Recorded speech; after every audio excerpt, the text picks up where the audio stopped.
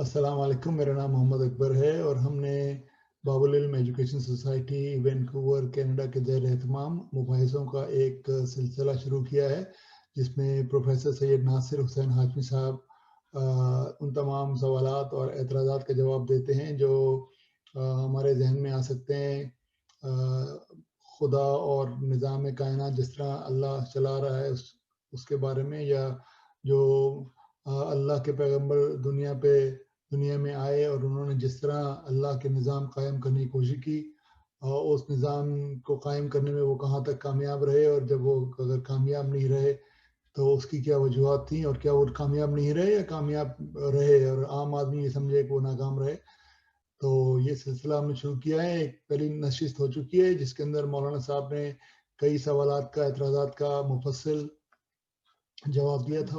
और इस दफ़ा की नशिस्त भी जो शुरू हो रही है उसमें सवाल ये है कि अल्लाह के जितने भी पैगंबर आए, इन सब का जो इख्तिताम था वो दुनियावी एतबार से बहुत ज़्यादा सक्सेसफुल नहीं करार दिया जा सकता, क्योंकि इब्राहिम जो है उनको आग में फेंक दिया गया, ईसा को सलीब पे चढ़ा दिया गया और रसूल खुदा के अपने घर को आग लगा दी गई उनके इंतकाल के 3 दिन के बाद ही।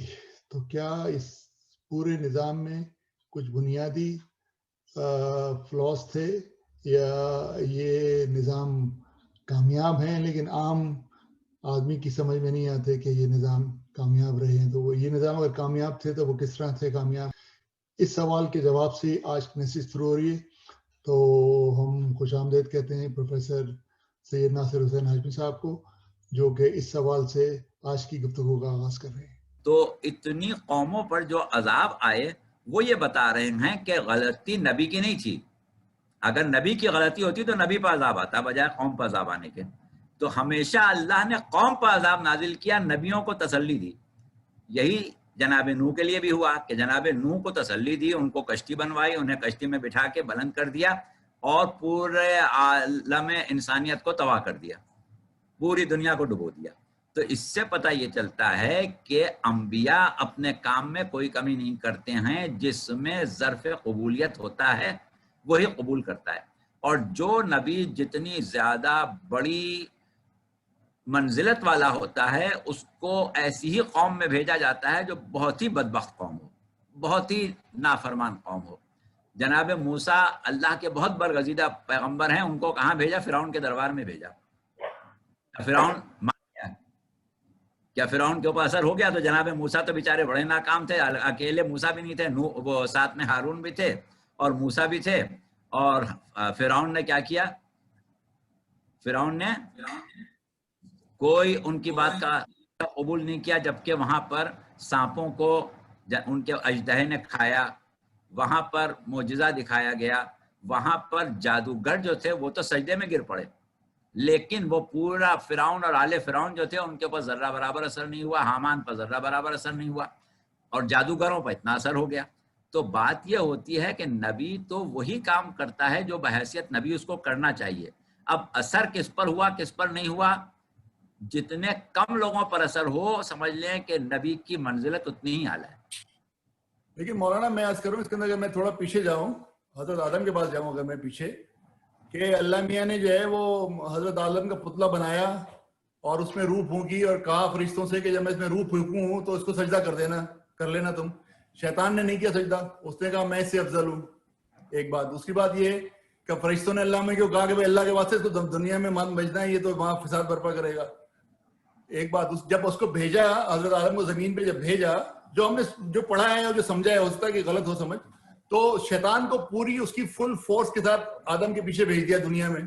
तो आदम तो वहीं बेचारे मिसगाइड हो चुके थे जन्नत के अंदर ही। तो जन्नत में बंदा जो मिसगाइड हो जाए, वो दुनिया में तो मिसगाइड होने के लिए और 10,000 रीजन है उसके पास मिसगाइड होने के लिए। और शैतान में आ गए अपनी पूरी फोर्स के साथ। ये भी नहीं कि उनके कुछ रोक लिए होते हैं, उनके कुछ हरकत होती।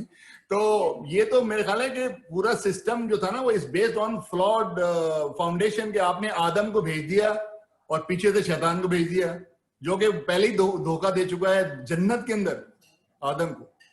तो दुनिया में जब वो आएगा तो वो तो बेड़ागर्क कर देगा शैतान का मखर। ठीक है, देखिए बात ये है कि सबसे पहले इस चीज को समझें कि ये शैतान یا جس کو ابلیس جس کا نام تھا یا عزازیل تھا پہلے اس کا نام، یہ کیا ہے اور اس کے وجود کا اتنا تذکرہ قرآن میں کیوں ہے؟ بات یہ ہے کہ پروردگار عالم نے ہمیشہ ہدایت کو اپنے اوپر واجب رکھا، ہدایت کو اپنی ذمہ داری قرار دیا، ان علینا للہدی۔ اچھا دیکھیے، اب اس نے ایک اعلان کر دیا اس وقت کہ جب دنیا میں بنی نوع انسان نہیں تھے۔ اب یہ ایک مسئلہ ہے، کبھی موقع ہو تو اس پر بات کریں گے، اس وقت ضرورت نہیں ہے، کہ آیا جناب آدم کی خلقت سے پہلے دنیا میں انسان کبھی آباد ہوئے تھے یا نہیں ہوئے تھے؟ حضرت آدم پہلے تھے؟ یہ ایک الگ سوال ہے، اور اس کا جواب جو ہے وہ ہم سرسری یہ دے دیں کہ اس بات کا بہت زیادہ امکان ہے کہ اس سے پہلے انسانی نسلیں دنیا میں آباد رہ چکی ہوں گی۔ اور امیر المومنین علیہ السلام کا ایک قول ہے کہ پروردگار عالم نے آدم سے پہلے ہزاروں آدم اور اس عالم سے پہلے ہزاروں عالم خلق کیے تھے۔ بہرحال اس کو ابھی رہنے دیں، یہ اس وقت ہمارا موضوع نہیں ہے، اس پر کوئی بات نہ کیجیے گا، ہم آگے بڑھیں۔ جب جناب آدم کو دنیا میں بھیج کے ایک مرتبہ دنیا کو بنی نوع انسان سے آباد کرنے کا ارادہ کیا، تو ابھی جناب آدم پیدا نہیں ہوئے تھے، لیکن اللہ نے ایک اعلان کیا کہ انی جاعل فی الارض خلیفہ، میں زمین پر اپنا نائب بناتا ہوں یا قرار دیتا ہوں۔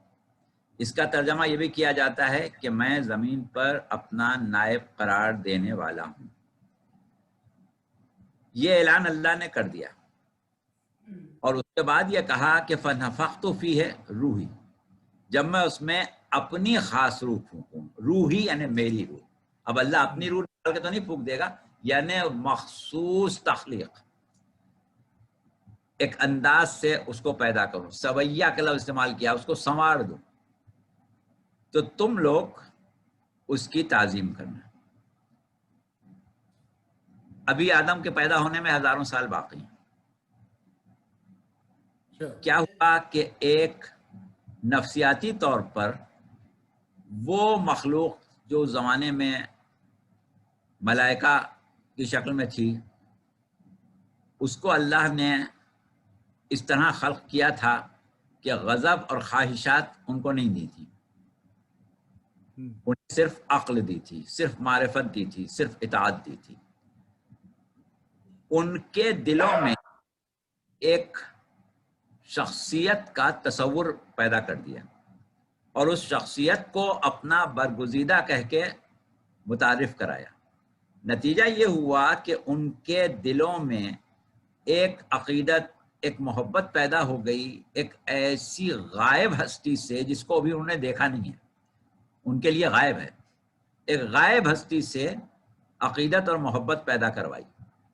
اور اس کے بعد جب ان کی تخلیق ہوئی تو ملائکہ کا اعتراض صرف ایک تھا کہ پروردگار ہم تیری تسبیح و تقدیس کرتے ہیں، کیونکہ ملائکہ کی تخلیق جو تھی وہ عقل سے ہوئی تھی، اطاعت پر ہوئی تھی، عصمت پر ہوئی تھی، خواہشات تو غضب ان کے اندر نہیں تھا، شہوات نہیں تھی، تو وہ تسبیح و عبادت ہی کرتے تھے۔ لیکن جب انہوں نے آدم کی تخلیق کو دیکھا کہ آدم اس طرح تخلیق ہو رہے ہیں کہ ان کے اندر غضب بھی ہے، خواہشات بھی ہیں، تو انہوں نے ایک اندازہ لگایا کہ غضب و خواہشات کے ساتھ اگر کوئی مخلوق پیدا ہوگی تو وہ تو فتنہ و فساد کرے گی۔ تو وہ انہوں نے اللہ سے پوچھا تھا کہ اس کو بنا رہا ہے وہ جو فتنہ و فساد کرے گا، تو اللہ نے کہا تھا کہ جو میں جانتا ہوں وہ تم نہیں جانتے۔ اور ایک چیز یہ کی تھی کہ جناب آدم کو علم الاسماء عطا کیا، اور فرشتوں سے پوچھا، فرشتوں نے کہا ہمیں نہیں معلوم، حضرت آدم سے پوچھا، حضرت آدم نے بتا دیا۔ اب آپ خود سوچیں کہ کیا کبھی کوئی ایسا امتحان استاد لیتا ہے کہ ایک شاگرد کو تو پڑھا دے اور باقی شاگردوں کو نہ پڑھائے، اس کے بعد اس کو اس کے مقابلے پر کھڑا کر دے؟ ایسا تو کبھی نہیں ہوتا ہے۔ یہ جو جناب آدم کے بارے میں ہے کہ علم الاسماء دے دیا، یعنی جناب آدم کی تخلیق میں یہ صفت پیدا کر دی کہ وہ علوم کو سیکھ سکتے تھے، علوم کا احاطہ کر سکتے ہیں، وہ علوم کے اوپر تدبر کر سکتے ہیں، غور و فکر کر سکتے ہیں، علم میں اضافہ کر سکتے ہیں، معرفت میں اضافہ کر سکتے ہیں۔ یہ صلاحیت فرشتوں میں نہیں تھی، تو وہ فرشتوں نے کہا ہمیں نہیں معلوم۔ مطلب یہ کہ انہوں نے اس بات کا اعتراف کر لیا کہ جن صلاحیتوں کے ساتھ آدم پیدا ہوا ہے وہ صلاحیتیں ہمارے اندر نہیں ہیں۔ یہ تو ہوا ملائکہ کا اور جناب آدم کا قصہ۔ اب آئیے ابلیس کے اوپر۔ ابلیس جو ہے وہ ایک جن تھا اور بڑا عبادت گزار تھا۔ پروردگار عالم سے اس نے دعا کی کہ پروردگار میرا دل چاہتا ہے کہ میں انبیاء کے ملائکہ کے ساتھ شامل ہو کے صف ملائکہ میں تیری عبادت کروں۔ اللہ نے اس کی دعا قبول کر لی اور اس کو جو درجہ وہ چاہتا تھا وہ دے دیا۔ اب جب اس کو ملائکہ کے ساتھ شامل کیا گیا تو جو حکم ملائکہ پر نافذ تھا وہ اس پر بھی نافذ ہو گیا۔ جب وہ حکم اس پر نافذ ہوا تو ظاہر ہے وہ تھا جن، اس کی تخلیق جو تھی وہ ملائکہ کی جیسی نہیں تھی، اس میں خواہشات تھیں، اس میں حسد پیدا ہوا، اس میں تکبر پیدا ہوا، اور اس نے پروردگار عالم کے فیصلے کو قبول کرنے سے انکار کیا۔ بظاہر تو یہ لگتا ہے کہ یہ انکار اس وقت کا فوری طور پر اس کے ذہن میں آیا تھا، لیکن اللہ نے جب اس کو نکالا تو یہ کہا کہ ابا واستکبر وکان من الکافرین، کہ اس نے انکار کیا، استکبار کیا، اور یہ تو تھا ہی کافر۔ تھا کافر اس کا مطلب یہ کہ جب آدم کی خلافت کا اعلان ہوا تھا، ان کی تخلیق کا اعلان ہوا تھا، اسی وقت اس کے دل میں یہ بات آ گئی تھی کہ مجھے نہیں ماننا ہے، یہ بات میں نہیں مانوں گا۔ تو جب تک اس نے اس کا اظہار نہیں کیا اللہ نے بھی اس سے کوئی باز پرس نہیں کی، لیکن جب اس نے اظہار کر دیا تو اللہ نے کہا کہ تو نکل جا۔ اس طریقے سے ابلیس کا جو ایمان تھا وہ ثابت ہو گیا کہ وہ اللہ کو معبود مانتا ہے، اللہ کو وحدہ لا شریک مانتا ہے، اللہ کو لائق عبادت جانتا ہے، لیکن اللہ کے فیصلے پر راضی نہیں ہے، اللہ کے بنائے ہوئے کو ماننے پر راضی نہیں ہے۔ یعنی اللہ کو اپنا مولا، اپنا سرپرست اور اپنا شفیق اور مہربان آقا نہیں سمجھتا ہے، بلکہ اس کی طرف سے بدگمانی کرتا ہے۔ اس چیز کو اللہ نے کفر کا نام دیا، کہا کہ اس نے کفر کیا، حالانکہ اس نے تو کوئی ایسا کفر نہیں کیا تھا، اللہ کو وحدہ لا شریک مانتا تھا، قیامت کو بھی مانتا تھا، اللہ کو لائق عبادت بھی جانتا تھا، اور بڑی زبردست بات کہتا تھا کہ اللہ کے آگے جھکوں گا، غیر خدا کے آگے نہیں جھکوں گا۔ تو یہ تو کوئی کافر والی بات نہیں کر رہا تھا، موحد والی بات کر رہا تھا۔ لیکن جو بات اس کے دل میں تھی اور جس کا اس نے اعلان کیا اسے اللہ نے یہ کہا۔ اچھا، اب ابلیس نے کیا کہا؟ لَأَقْعُدَنَّ لَهُمْ صِرَاطَكَ الْمُسْتَقِيمَ، اس نے کہا اب میں صراط مستقیم پر بیٹھ جاؤں گا اور ان کی آدم کی اولاد کی اکثریت کو بہکا لے جاؤں گا۔ یہ اس کو اندازہ تھا کہ میں بہکا لوں گا، ہاں تیرے مخلص بندوں کو نہیں بہکا سکوں گا۔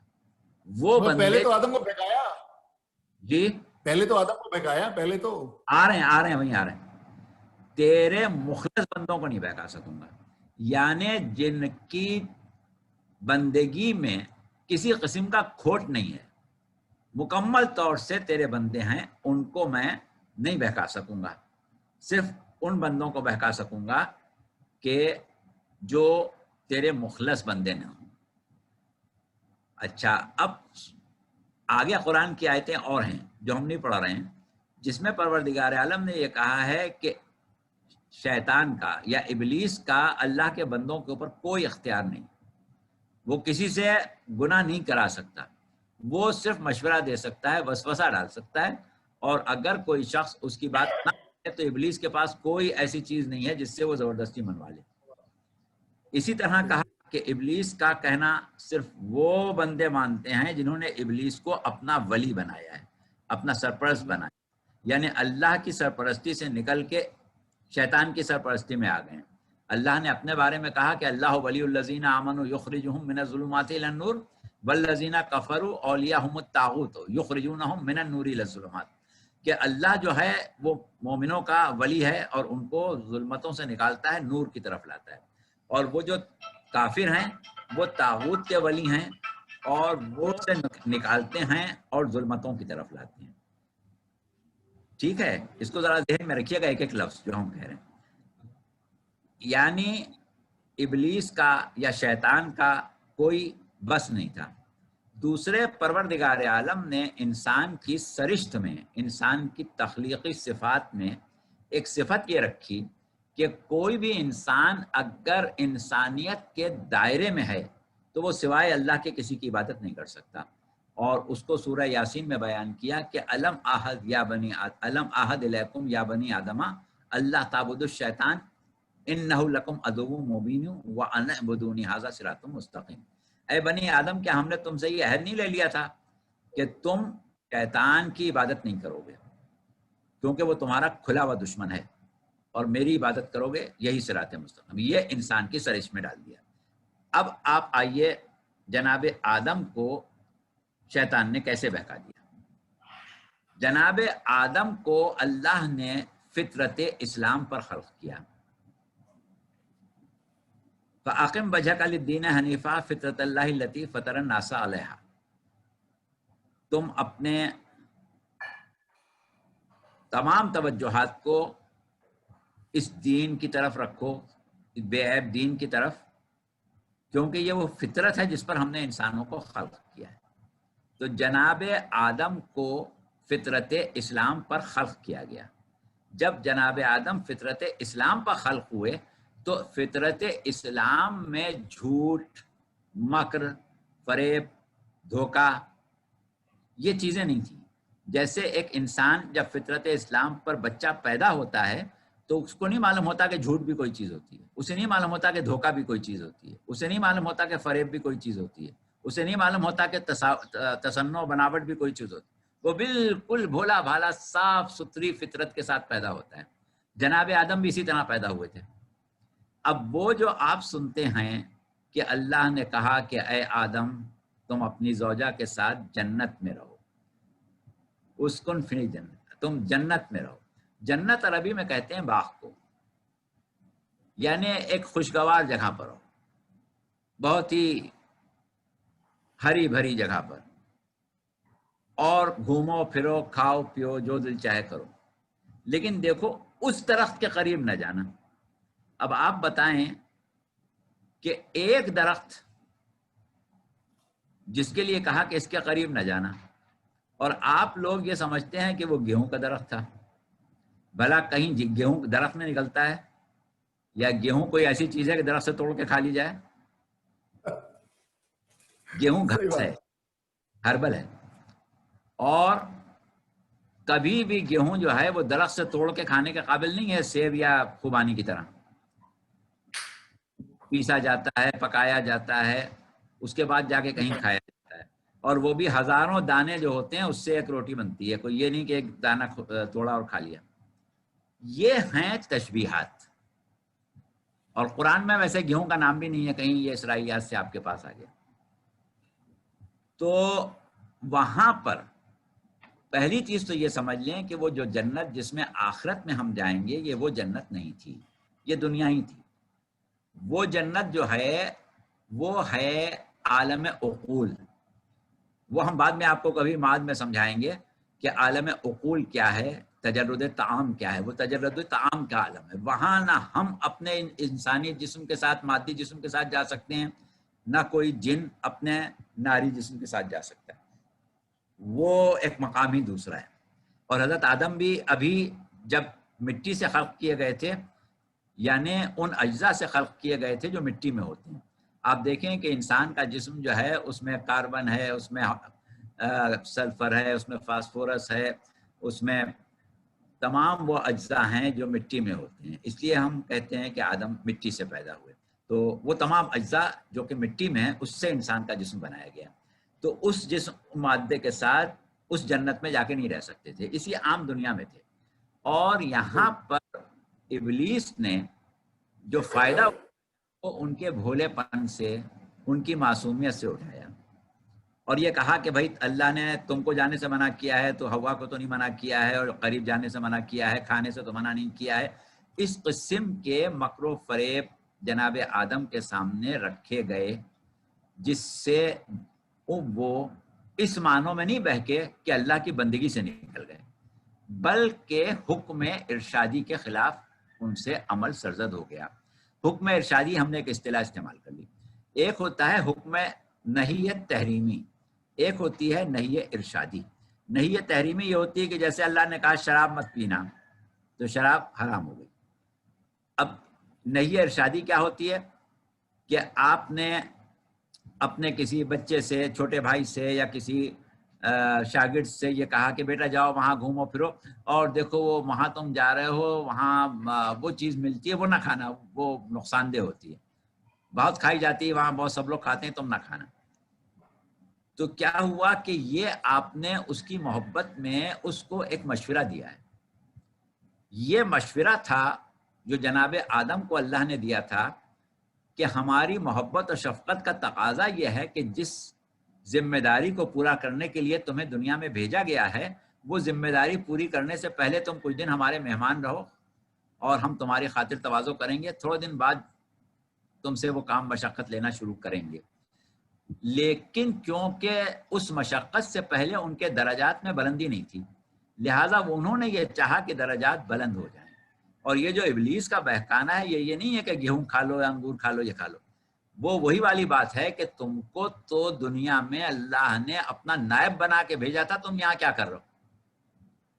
تو اس طریقے سے ان سے ایک ایسی غلطی ہوئی جس کو ہم کہتے ہیں کہ خلاف ورزی نہی ارشادی، یعنی ان کے اوپر حرام نہیں تھا، وہ ان کو تو آنا ہی سننا تھا، لیکن کیونکہ وہ ایک معصومیت میں، بھولے پن میں اس بات میں آ گئے، لہٰذا اللہ نے ان سے ناراضگی کا اظہار کیا، اور اس کے بعد پھر اللہ ہی نے ان کو توبہ کا طریقہ بتایا، پھر اللہ ہی نے ان کی توبہ قبول کی اور اللہ ہی نے ان کو مقام بلند عطا کیا، اور آدم کو اتنی عظمت دی ہے کہ پروردگار عالم نے قرآن میں فرمایا کہ ہم نے مصطفیٰ کیا ہے آدم کو، نوح کو، آل ابراہیم کو اور آل عمران کو۔ تو ان اللہ اصطفیٰ آدم و نوحا و آل ابراہیم و آل عمران علی العالمین۔ تو جناب آدم ہمارے نظریے کے مطابق، ہمارے مذہب کے مطابق ایک نبی معصوم ہیں، اور ان سے کوئی انہیں حرام کام نہیں ہو سکتا تھا۔ وہ بہکانا اس معنوں میں تھا کہ جس کو ہم ترک اولا کہہ دیتے ہیں، یعنی اگر وہ اس کام کو نہ کرتے تو ان کے لیے زیادہ بہتر تھا، یہ ہے ترک اولا۔ تو اس اعتبار سے وہ بہکانے والی بات بھی نہیں ہے۔ بہرحال یہ کہ ہمیں جواب بہت لمبا نہیں دینا تھا اور ہم نے کافی حد تک گفتگو کر لی۔ اب آپ لوگ بتائیں کہ آپ کی تسلی ہوئی ہے یا نہیں ہوئی ہے، نہیں ہوئی تو پھر آپ سوال کریں۔ اچھا، تو یہ کہہ رہے ہیں کہ ترک اولا ان سے، آدم سے کروایا گیا یا ان سے ہو گیا؟ کیونکہ اگر ترک اولا نہ ہوتا تو میں اور آپ تو بیٹھا نہ ہوتے یا دنیا آبادی نہ ہوتی۔ نہیں، ایسی کوئی بات نہیں ہے۔ ہم نے کہا نا کہ انی جاعل فی الارض خلیفہ، ان کو زمین پر ہی آنا تھا، زمین پر ہی ہدایت کرنا تھی، اور وہ جو جنت جس کو آپ لوگ سمجھ رہے ہیں وہ والی جنت نہیں ہے کہ ہم ہمیشہ جنت میں رہتے، وہ والی جنت ہی نہیں ہے جس کی بات ہو رہی ہے۔ یہ تو دنیا میں ہی جنت تھی۔ آپ سمجھ لیں کہ وہ آپ کا کوئی کینیڈا کا کوئی بڑا خوبصورت علاقہ ہوگا یا سوئٹزرلینڈ ہوگا یا کشمیر کی کوئی وادی ہوگی، وہ کوئی والی جنت نہیں تھی آخرت والی، وہ یہی دنیا تھی۔ اچھا، دوسری چیز ایک اور جو آپ نے سوال کیا تھا اس کو ہم آگے بڑھا دیں، وہ یہ تھا کہ اللہ نے شیطان کو پیچھے لگا ہی کیوں دیا آخر انسانوں کے؟ تو بات یہ ہے کہ شیطان کو پیچھے لگایا اللہ نے، اس کا ایک بہت بڑا کرم ہے کہ ہوتا یہ ہے کہ انسان گناہ تو خود کرتا ہے۔ ابھی ہم نے بتایا کہ ابلیس تو مجبور نہیں کر سکتا کسی کو گناہ کرنے پر، صرف وہ مشورہ دے سکتا ہے، وسوسہ پیدا کر سکتا ہے، کرتا انسان اپنی نیت اور اپنے ارادے سے گناہ کرتا ہے، ابلیس کی نیت یا اس کے ارادے سے کوئی گناہ نہیں کرتا۔ لیکن اللہ نے انسانوں کو ایک پردہ دیا ہے، ایک عذر دیا ہے کہ جب گناہ کر کے اللہ کے سامنے جائیں تو یہ کہیں کہ پروردگار مجھے تو شیطان نے بہکا دیا۔ اب حالانکہ اللہ کو معلوم ہے کہ شیطان نے نہیں بہکایا، اس نے خود کیا ہے۔ شیطان نے گناہ کو زینت دے کے اس کے سامنے رکھا، شیطان نے وہ مواقع پیدا کیے کہ یہ گناہ کر لے، یہ اور بات ہے، لیکن کیا اس نے اپنی نیت سے ہے، اپنے ارادے سے ہے۔ تو اب گناہ جو ہے وہ سبک ہو جاتا ہے، اللہ اس کو جلدی معاف کر دیتا ہے، اور وہ لوگ کہ جو نیکی کر کے اللہ کے پاس جاتے ہیں وہ ایسے نیکی کرتے ہیں کہ ابلیس سے کی جو مزاحمت ہے اس کو وہ رد کر دیتے ہیں، اس کو رون ڈالتے ہیں اور اس کے بعد نیکی کرتے ہیں. اگر ابلیس کا وجود نہیں ہوتا، شیطان کا وجود نہیں ہوتا اور انسان خود نیکی کرتا تو اس کی نیکی کا اتنا اجر نہیں ملتا جتنا شیطان کے بہکانے کے بعد کر رہا ہے. یعنی شیطان تو نیکوں کو تو اور زیادہ بہکا رہا ہے، نیکوں کو تو اور زیادہ بہکا رہا ہے نا وہ، لیکن اس کے باوجود تو اللہ اس کے اجر میں اضافہ کر دیتا ہے. اور جس نے گناہ سزا میں کمی کر دیتا ہے کہ اب بیچارہ کیا کرے، شیطان نے بہکا دیا. سبحان اللہ سبحان اللہ. اچھا مولانا یہ اس سلسلے کا میں آخری سوال کر رہا ہوں، اس کے بعد یہ لوگ سوال کریں گے. اچھا آخری سوال ہے میرا اس سلسلے میں، وہ آخری سوال میرا یہ ہے، میری بات سنیے، میں تو شیطان کا نمائندہ ہوں نا یہاں، کہ آخری سوال میرا یہ ہے کہ اللہ میاں نے 1,24,000 پیغمبر بھیجے دنیا کو سدھارنے کے لیے، انسانیت کو، ٹھیک ہے نا. حضرت آدم کو بھیجا، نوح جو تھے وہ 970 سال رہے لیکن ان سے ایک کشتی اینڈ میں نہیں بھری گئی لوگوں سے، صحیح لوگوں سے، ٹھیک ہے نا. ابراہیم کو پھینک دیا آگ میں، موسیٰ کو چڑھا دیا صلیب پہ، اور رسول اللہ کے ساتھ جو کیا اس کو تو اب ذکر کرنے کی ضرورت ہی نہیں ہے.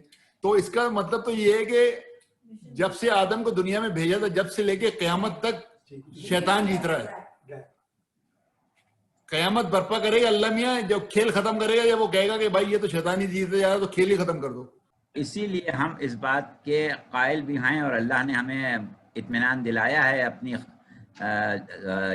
ان خبروں سے جو قرآن کے ذریعے ہم تک پہنچائی ہیں کہ اللہ اپنے نور کو کامل کرے گا، دنیا عدل و انصاف سے بھرے گی، ظالم سزا پائیں گے، اور جو لوگ دنیا میں محروم کیے گئے ہیں وہ دنیا میں ہی اپنے حق کو پائیں گے. یعنی اگر فرض کریں کہ اسی طرح قیامت آ جائے جیسا کہ آپ نے کہا، تو اس کا مطلب تو یہ ہوگا کہ ابلیس جیت گیا اور اللہ کو کچھ بننا پڑا سوائے قیامت برپا کرنے کے. دنیا میں تو اللہ کچھ کر نہیں سکا. لہذا ضروری ہے، اور بہت سی احادیث ہیں کہ دنیا کا ایک دن بھی باقی رہ جائے تو عدل و انصاف سے بھرنا لازمی ہے. یعنی جو پروردگار عالم کا پروگرام ہے کہ لیقوم الناس بالقسط، لوگ عدالت پر قائم ہو کے ہی رہیں گے، نور کامل ہو کے ہی رہے گا، ابلیس کچھ بھی کر ڈالے آخر وہی ہوگا. یہ تو اس کو مہلت دی گئی ہے تاکہ وہ جو کچھ کرنا چاہتا ہے سب کر لے اور اس کے بعد اس سزا کا مستحق ہو جائے جو اس جیسے کو ملنا چاہیے. بہت سو کو یہی، جیسے بعض لوگ کہتے ہیں کہ امیر المومنین علیہ السلام نے اپنے زمانے میں جب حق چھینا گیا تلوار کیوں نہ نکال لی؟ تو وہ کیونکہ سنت الہیہ پر عمل کر رہے تھے. جس طرح اللہ نے ابلیس کو قتل نہیں کر دیا، اسی طرح علی نے بھی نہیں کیا، بلکہ موقع دیا، کر لو جو کچھ کرنا ہے. صحیح ہے. اچھا تو یہ تو میں نے بھی کہیں پڑھا تھا کہ تمام جو جن لوگوں کے ساتھ زیادتی ہوئی وہ واپس آئیں گے، اپنا پورا پیریڈ کریں گے، اور جو ظالمین ہیں ان کو قبروں سے نکال کے درختوں پہ ٹانگا جائے گا انشاءاللہ. تو اسی حوالے سے ایک سوال ہے ہمارے ظفر عالم بھائی کا کہ یہ زیارت عاشورہ جو ہے اس کا اوریجن کیا ہے؟ یہ کہاں ہمیں کسی ملی ہے، کہاں سے آئی ہے زیارت عاشورہ؟ اچھا، زیارت عاشورہ جو ہے جو ہم تک پہنچی ہے وہ امام باقر علیہ السلام سے القمہ صحابی نے نقل کی ہے، اور امام صادق علیہ السلام سے مہران ابن صفوان نامی راوی نے نقل کی ہے. اور دونوں نے یہ کہہ کے نقل کی ہے کہ مجھے بتایا فرزند رسول محمد ابن علی نے کہ یہ وہ کلمات ہیں کہ جو پروردگار عالم نے جناب جبرائیل کے ذریعے پیغمبر اسلام پر نازل کیے. پیغمبر اسلام نے اپنے بعد امیر المومنین کو تعلیم کی ہے، اور اسی طریقے سے ایک امام سے دوسرے امام تک پہنچتے ہوئے یہ کلمات مجھ تک آئے ہیں جو میں تمہیں تعلیم کر رہا ہوں. بالکل یہی الفاظ صفوان ابن مہران کے ہیں کہ امام صادق علیہ السلام نے فرمایا کہ پیغمبر اسلام نے اس زیارت کو تعلیم کیا اور ہمارے جد کو بتائی، اور اس طریقے سے ہر امام نے دوسرے امام کو تعلیم کی، اور یہ تعلیم ہوتی ہوئی ہم تک آئی ہے. تو اس اعتبار سے دونوں راوی ہمارے پاس مستند ہیں اور جو سندیں ہیں اس کی وہ بھی مستند ہیں. اس سے یہ بات طے ہے کہ زیارت عاشورہ جو ہے وہ پروردگار عالم کی طرف سے پیغمبر اسلام پر نازل ہوئی. اچھا، اب جو موجودہ اس کی صورت ہے زیارت عاشورہ کی، یہ اوریجنل ہے یا اس میں کچھ کمی بیشی ہوئی ہے؟ رد و بدل تو نہیں ہے اس میں کچھ؟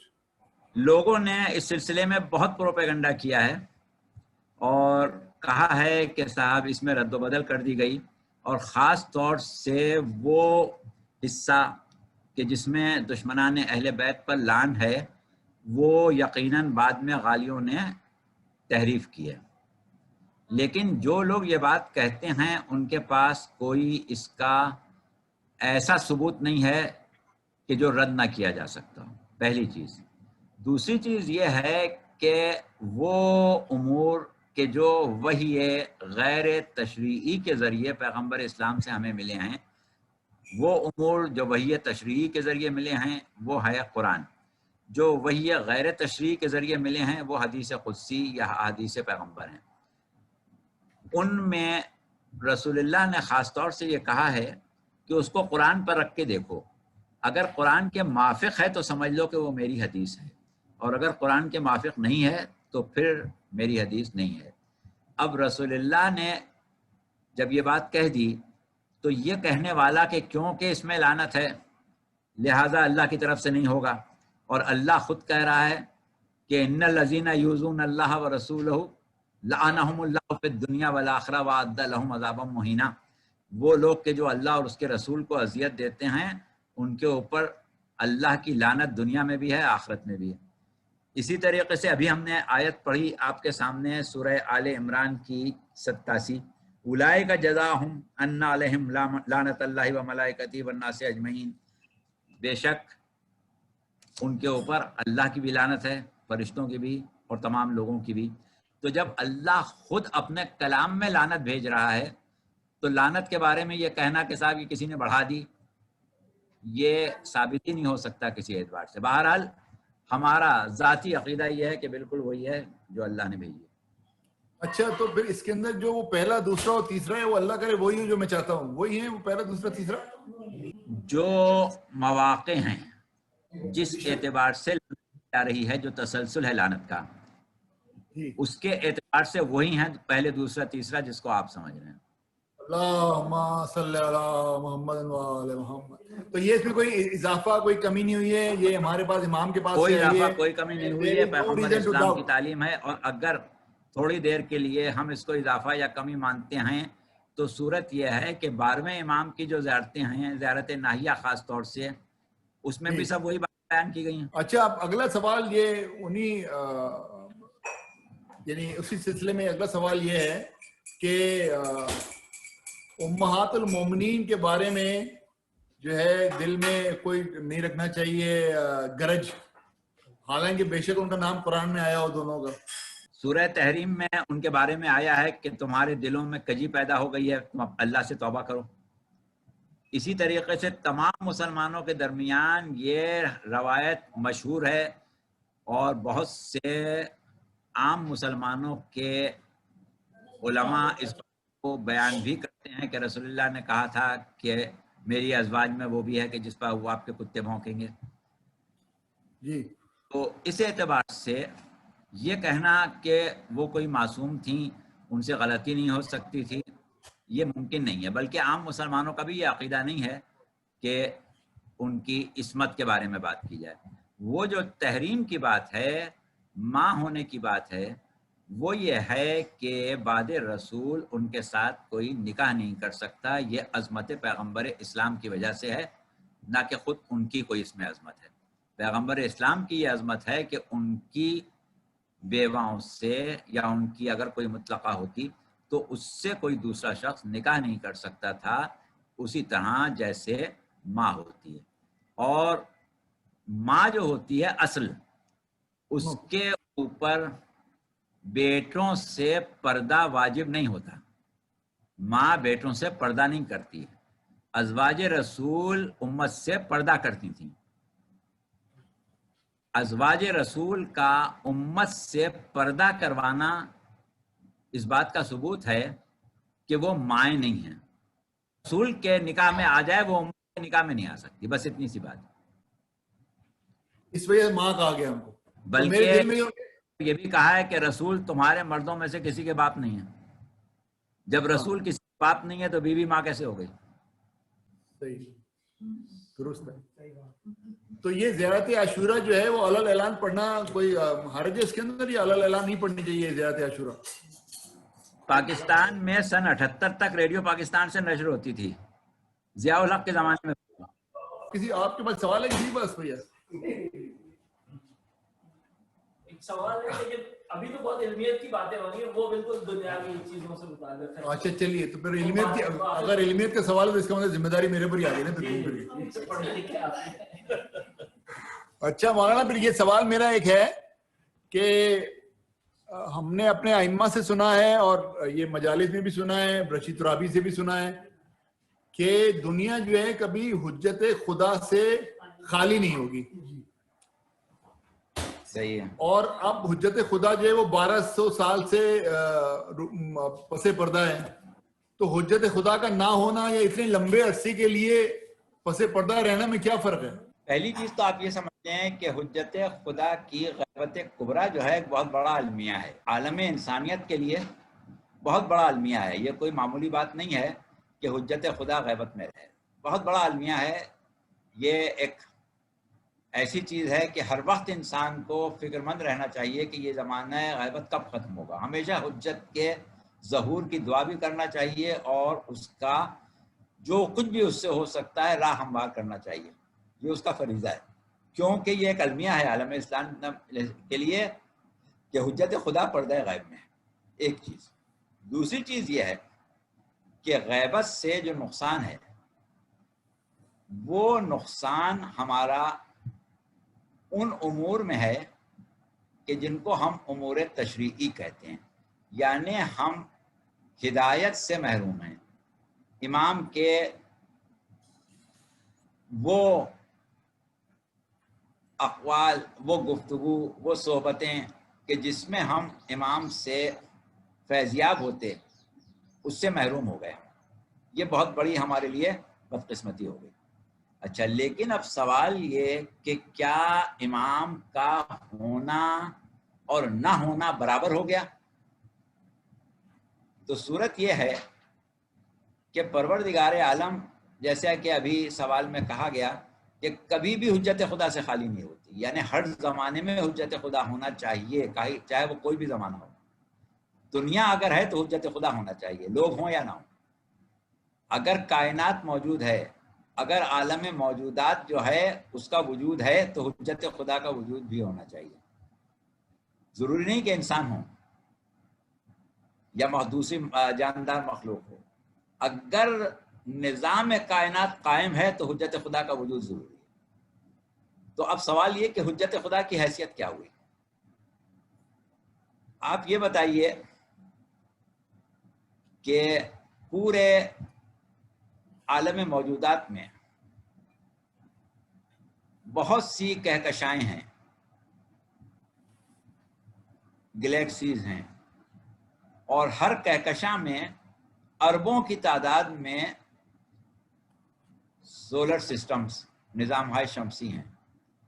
اور ہر نظام شمسی جو ہے وہ قائم ہے اس لیے کہ سورج اس نظام شمسی کا پورا وزن ہے، اور سورج کی کشش نے تمام سیاروں کو اور سیاروں کے گرد گھومنے والے چاندوں کو اپنی جگہ پر ٹھہرایا ہوا ہے.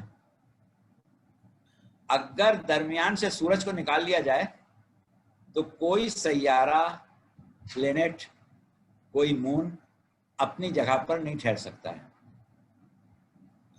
تو وجہ بقائے نظام شمسی سورج ہے.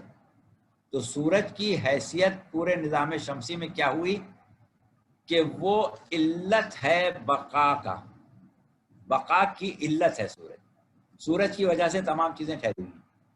اب پروردگار عالم کو جب نظام شمسی خلق کرنا ہو تو وہ پہلے سیارے خلق کرے گا یا پہلے سورج خلق کرے گا؟ पहले सूरज खल्क करेगा ना, जो इल्लत है उसको पहले खल्क करेगा। तो इसी तरीके से क्योंकि निज़ाम कायनात इल्लत व मालूल का निज़ाम परवरदिगार आलम ने ईजाद किया है, लिहाजा दुनिया में अगर मखलूक़ात को आबाद करना है तो पहले मखलूक़ात पैदा होंगी या पहले दुनिया पैदा होगी? पहले अल्लाह ज़रूरत को पैदा करता है, बाद में ज़रूरतमंद पैदा करता है। सुभान अल्लाह। उसने नज़ारे पैदा किए, फिर नज़र पैदा की, पहले ज़ायक़ा किए, फिर ज़बान पैदा की, पहले ज़मीन पैदा की, फिर मखलूक पैदा की। और इसी तरीके से अल्लाह ने कहा कि वल्लाहु यदू इला दारिस्सलाम व यहदी मन यशाउ इला सिरातिन मुस्तकीम, अल्लाह तो दारुस्सलाम की दावत देता है और जिसे इस लायक समझता है उसे सिरात मुस्तकीम की हिदायत दे देता है। यानी इंसानों का आखिरी हकीकी घर जो था वो जन्नत थी, लिहाजा पहले जन्नत बना दी, इंसानों को बाद में खल्क किया। तो बस इसी तरीके से अल्लाह ने पूरे निज़ाम कायनात, पूरे आलम मौजूदात की बका की इल्लत जो बनाया वो एक गायत उला को बनाया, जिसके बारे में कहा कि लौला का लमा खलक़तुल अफलाक, ऐ हबीब आपको ना पैदा करता तो कायनात को ना पैदा करता, आसमानों को ना पैदा करता। यानी एक गायत उला करार दी और उस गायत उला को वजह बकाए कायनात करार दिया। जब तक कायनात को बाकी रखना है, जब तक उसको बाकी रखेगा। कुल्लु मन अलैहा फ़ानी वब्का यह रब्बका ज़ुल जलाल वल इकराम, जब तक हर शय फानी हो जाए तब भी रब ज़ुल जलाल का चेहरा बाकी रहेगा, यानी वो शय बाकी रहेगी जिससे अल्लाह पहचाना जाए। तो ये है हुज्जत खुदा। और क्योंकि हर ज़माने में जुज़ई तौर पर हुज्जतें पैदा हुई, दुनिया में आईं बहैसियत अंबिया और मुरसलीन, औलिया और औसिया, लेकिन हकीकी तमाम गायतों की जो गायत ऊला है वो ज़ाते मोहम्मद मुस्तफ़ा अहमद मुश्तबा सल्लल्लाहु अलैहि वसल्लम है। आप ही के वजूद से परवरदिगार आलम ने आपके नफूस को इसलिए खल्क़ किया कि आपकी वफ़ात के बाद से क़यामत तक या उस वक्त तक कि जब तक दुनिया अदल इंसाफ से न भर जाए, आपके नफूस दुनिया में बाकी रहें। और इसके लिए पहले सब तो आपके सवाल का जवाब यहाँ पर ख़त्म हो गया कि हुज्जत खुदा का वजूद जो है वो निज़ाम कायनात की बका का सबब है, लिहाजा उसका ना होना और होना कभी बराबर नहीं हो सकता, उसकी वजह से कायनात बाकी। अच्छा, दूसरी चीज़ ये है जो मिसाल शायद हमने पहले कहीं दी थी कि आप देखते हैं कि वो इलाके जहाँ कई कई महीने सूरज नहीं निकलता, वहाँ पर लोगों को सूरज का वो फ़ायदा, यानी वो चाहें कि सोलर एनर्जी इस्तेमाल कर लें, वो चाहें कि वहाँ के दरख्तों के पत्ते और घास फूस क्लोरोफिल हासिल करके हरी हो जाए, वो चाहें कि वहाँ पर वो सन बाथ लेके विटामिन डी हासिल कर लें, तो ये नहीं कर सकते।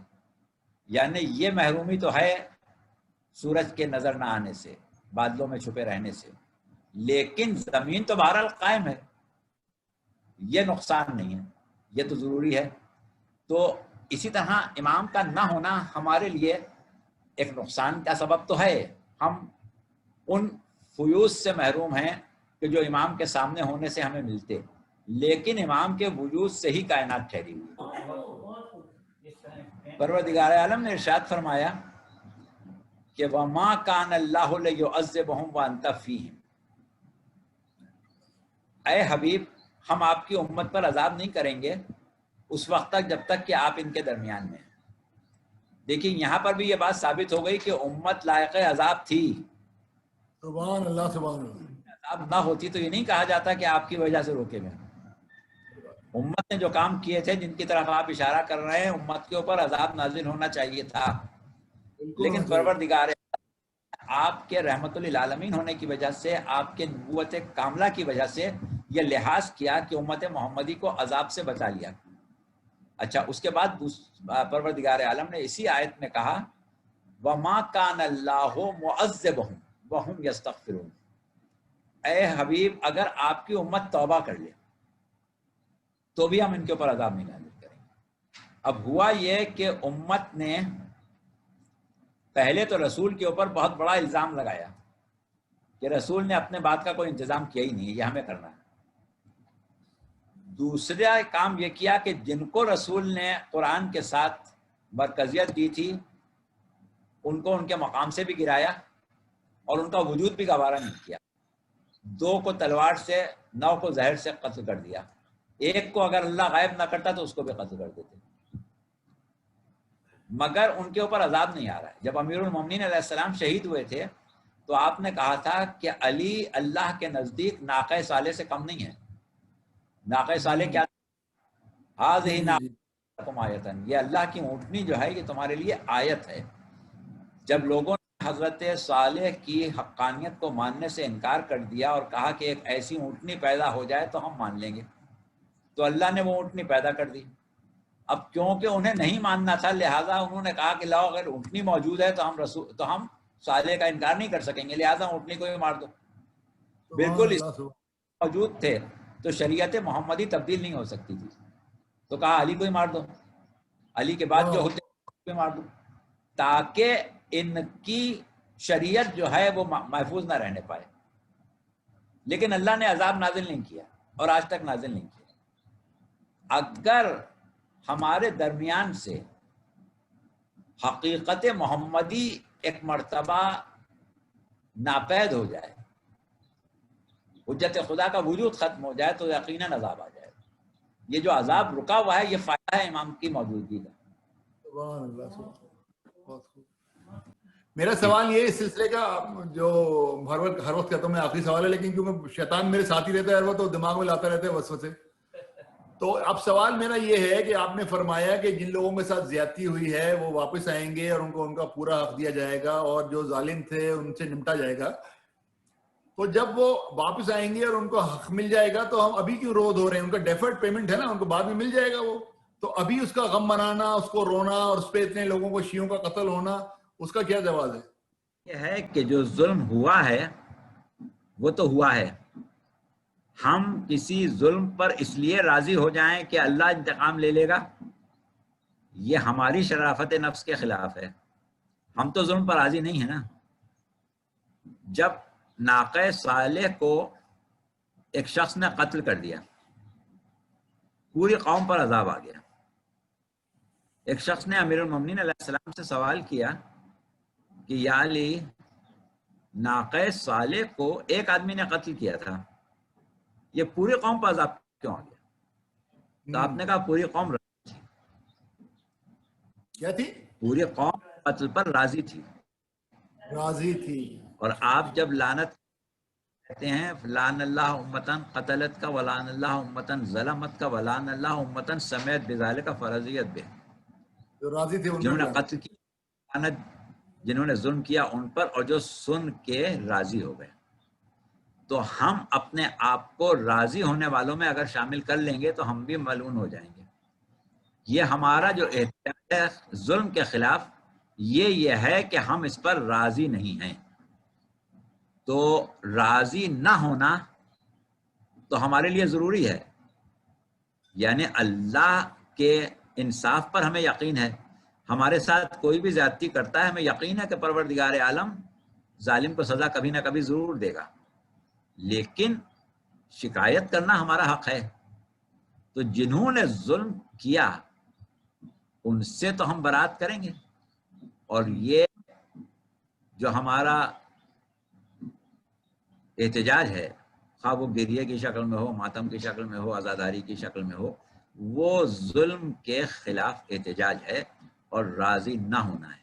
اچھا، ایک سوال اور میں کر لوں. یہ خواتین بیٹھی ہیں، ان کے متعلق یہ سوال کہ یہ نہج البلاغہ میں بھی میں نے پڑھا خطبے میں، اور کافی میں بھی میں نے پڑھا امام جعفر صادق کے حوالے سے آئی تھی کہ عورت جو ہے وہ ناقص العقل ہے، اس پہ بھروسہ نہ کریں، وہ اس سے بس روٹی پکوائیں، کوئی کام کی عورت نہیں ہے. اور یہ مطلب کافی برے الفاظ میں جو ہے وہ عورت کو خطاب کیا گیا ہے نہج البلاغہ میں بھی اور کافی میں بھی. تو کیا یہ کسی مخصوص کیا یہ کسی مخصوص موقع کی نسبت سے تھا یا یہ کسی مخصوص گروہ کے لیے تھا عورتوں کے, یا یہ ایک جنرل سٹیٹمنٹ ہے بلینکٹ کے ساری عورتیں ایسی ہوتی ہیں, which I don't mind to agree, لیکن آپ کا کیا خیال ہے؟ بات یہ ہے کہ معاشرے میں انسانی اور خاص طور سے وہ معاشرہ جس میں پیغمبر اسلام کی بعثت ہوئی, عورت کی حیثیت ایسی تھی جیسے آپ کے گھر میں پلی ہوئی بھیڑ بکریاں, آپ جب چاہیں ذبح کر کے کھا جائیں, جب چاہیں پال لیں, جب آپ کو اس کی ضرورت محسوس ہو اس کا دودھ پی لیں, اس کو رکھ لیں, اور نہیں ضرورت ہو تو ذبح کر کے کھا لیں.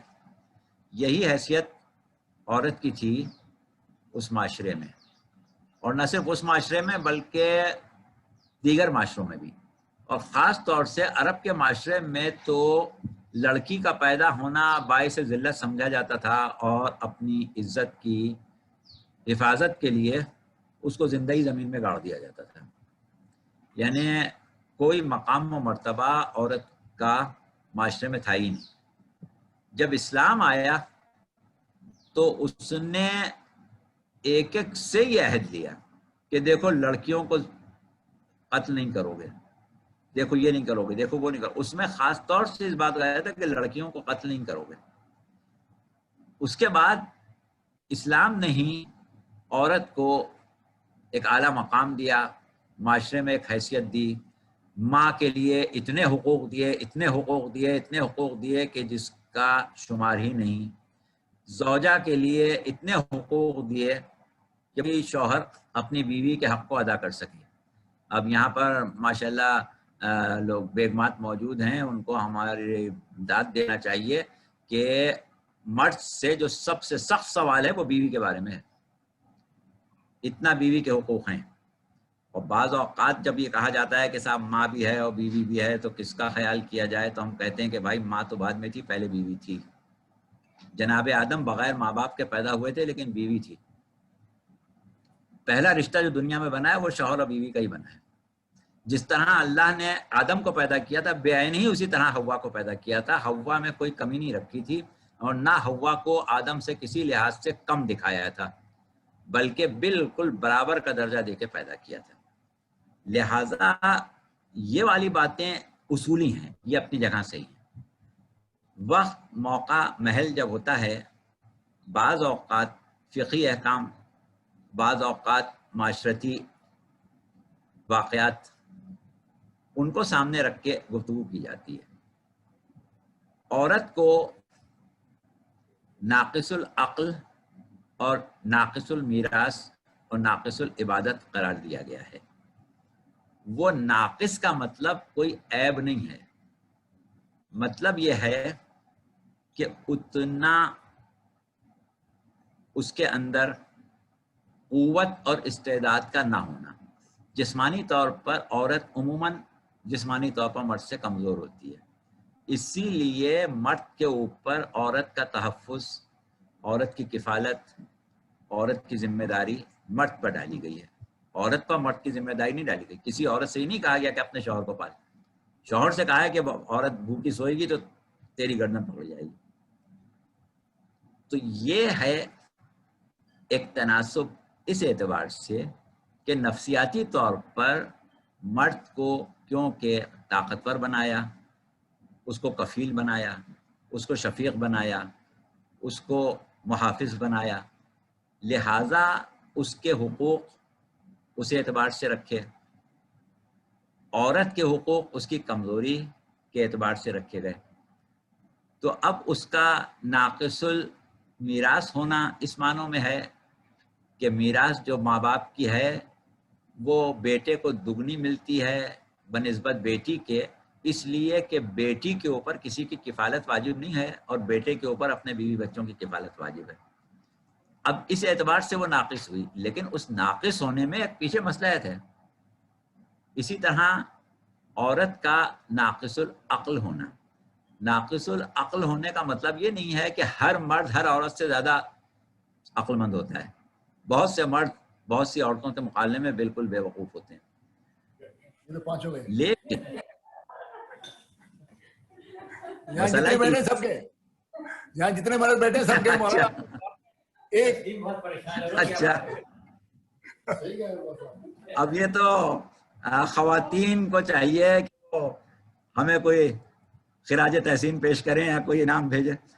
تو عورت کا ناقص العقل معاملے میں ہے کہ اہم جو فیصلے ہوتے ہیں وہ عورت کیونکہ نسبتاً زیادہ جذباتی ہوتی ہے اور اس کا جذباتی ہونا بھی فطری ضرورت ہے.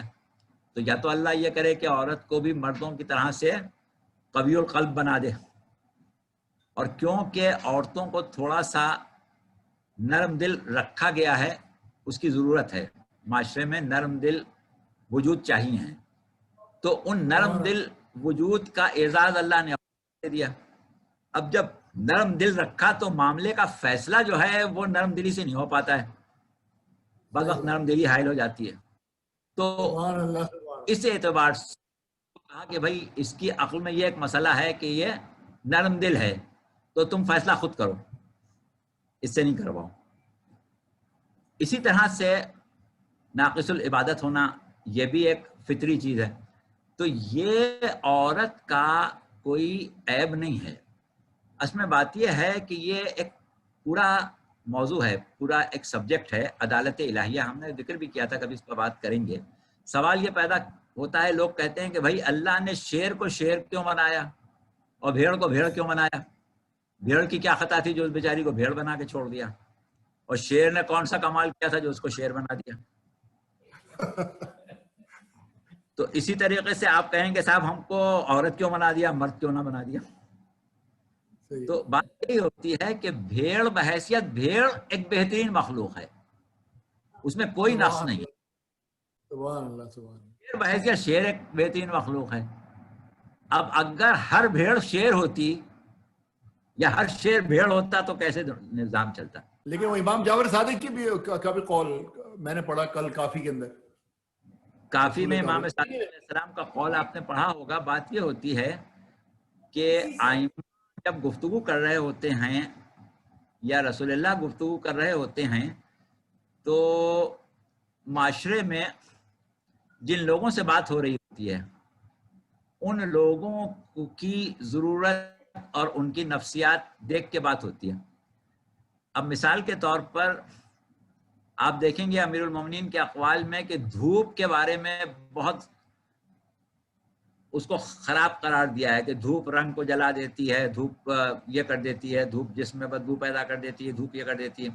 اچھا, لیکن یہ کہ آپ لوگ جن علاقوں میں رہتے ہیں وہاں تو دھوپ آپ کے لیے نعمت ہے جی, آپ تو دھوپ کو کبھی بھی بری چیز نہیں سمجھیں گے. لیکن جہاں کہی جا رہی ہے بات وہاں کی صورت کچھ اور ہے. اس کو آپ اس طرح سمجھیں کہ جیسے ایک ڈاکٹر ہے, اس کے پاس ایک شخص آیا تو ڈاکٹر نے اس سے کہا کہ بھائی دیکھو یہ تم بالکل اینیمل فیٹس میں تو ہاتھ بھی نہیں لگانا, اور خبردار اپنی غذا کم کرو, اور دیکھو تم یہ نمک بالکل نہیں کھانا. یہ کیا مسئلہ ہے؟ یہ آپ کوئی کھاتے پیتے نہیں ہیں, جائیں مکھن کھائیں, اور آپ کو یہ چیز ضرور کھانا چاہیے, وہ ضرور کھانا چاہیے. اس سے کچھ اور کہنا شروع کر دیا. وجہ کیا ہے کہ بھائی وہ بیچارہ جو ہے وہ کولیسٹرول کا مریض ہے, بڑھا ہوا ہے کولیسٹرول, یہ سوکھے کا مریض ہے, اس کو مکھن کی ضرورت ہے. تو ہر ایک سے اس کے مطابق بات کی جاتی ہے. اب آپ کہیں کہ صاحب ڈاکٹر نے یہ کیوں کہا, ہم سے تو کہہ دیا تھا کہ مکھن مت کھانا, اور وہ فلاں صاحب آئے تو ان سے کہا کہ تم خوب کھایا کرو. اور یہ تو ہمارے سامنے کی بات ہے, اس لیے ہم مثال دے رہے ہیں کہ ایک دفعہ لڑکپن کا زمانہ تھا, وہ ہم بیٹھے ہوئے تھے ایک ڈاکٹر صاحب کے سامنے, اور کیونکہ ہمیشہ سے ذرا ہم دبلے ہوا کرتے تھے, بڑھاپے میں موٹے ہوئے, تو وہ ہم سے یہ کہہ رہے تھے کہ کھاتے کیوں نہیں ہو, کھاتے کیوں نہیں ہو تم, یہ تو کھانے کی عمر ہے, تم یہ کھایا کرو, وہ کھایا کرو, وہ کھایا کرو, کھیل کے آیا کرو, یہ کھایا کرو. تو ایک خاتون وہاں بیٹھی تھیں, کہنے لگی ڈاکٹروں کی بات میری سمجھ میں نہیں آئی, جو کھاتا ہے اس سے کہتے ہیں کھاؤ نہیں, اور جو نہیں کھاؤ. تو ان بیچاری کو منع کیا ہوتا سب کچھ کھانے کو.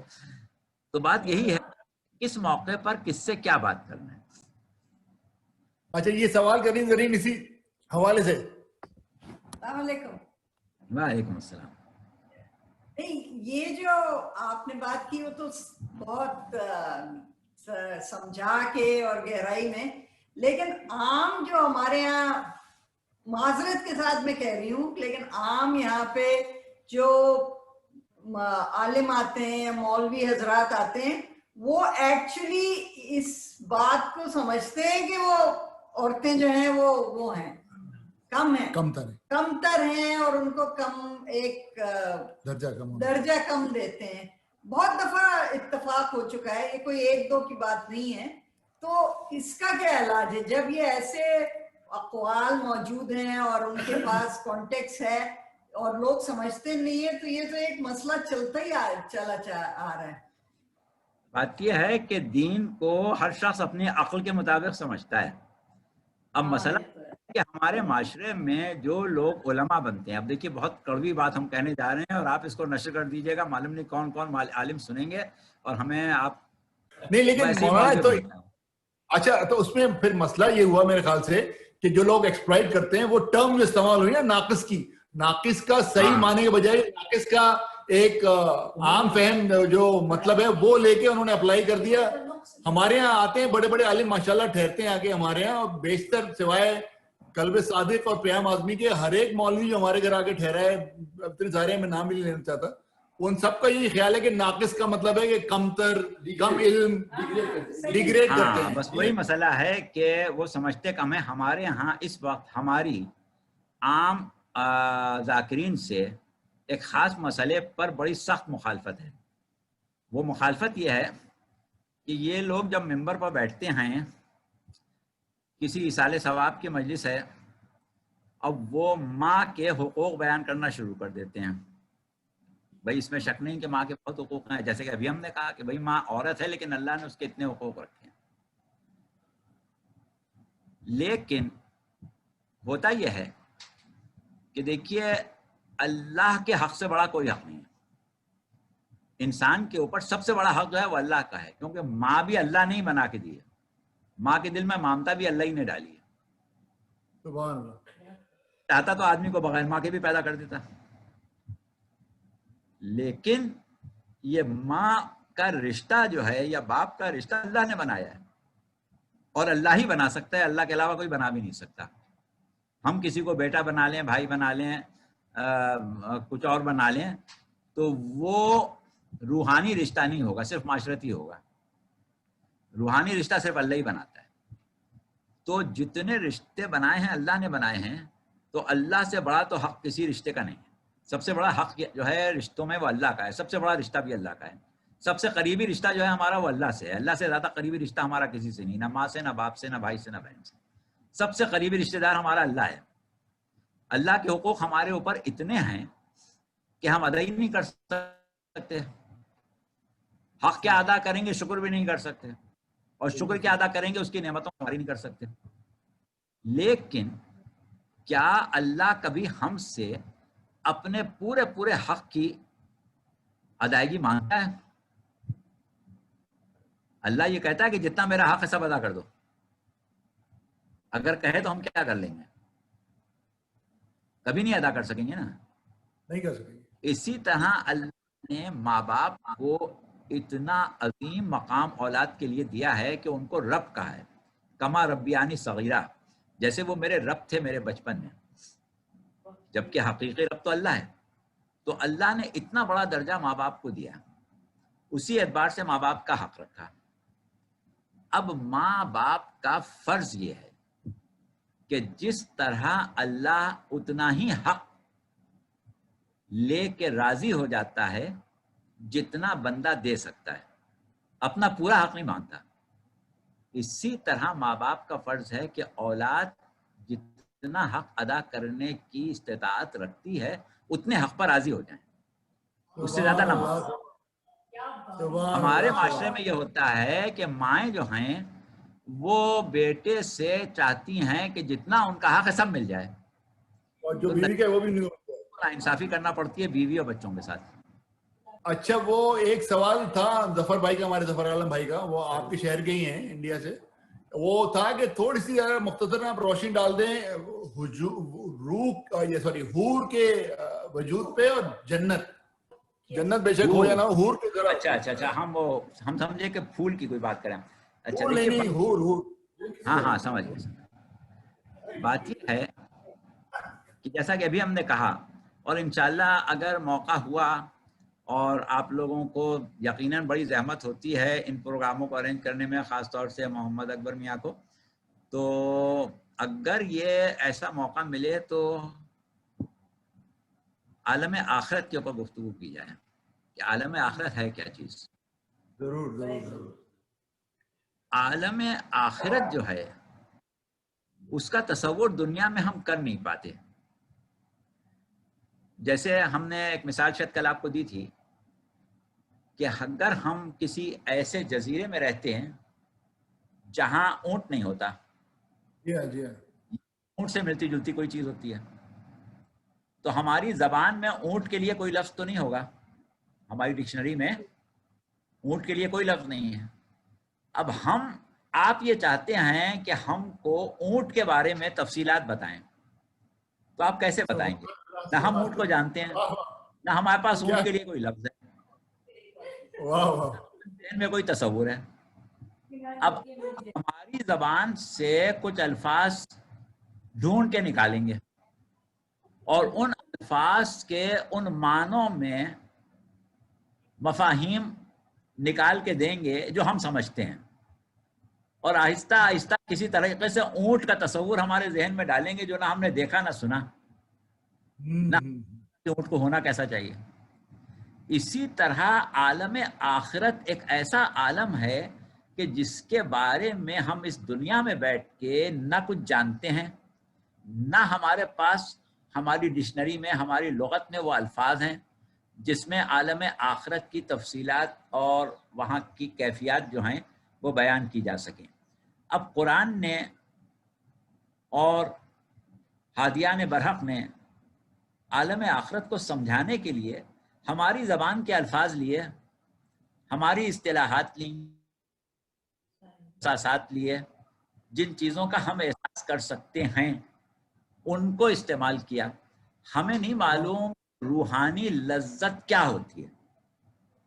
جنت میں حور و جنت کے باغ، جنت کی نہریں، ان کی کوئی حقیقت نہیں ہے اس سرور کے مقابلے میں جو ہمیں روحانی طور پر جنت میں ملے گا، لیکن ہمیں ابھی اس کا نہیں ہے. ایک پیٹ کے بچے کو آپ دنیا کی باتیں نہیں بتا سکتے.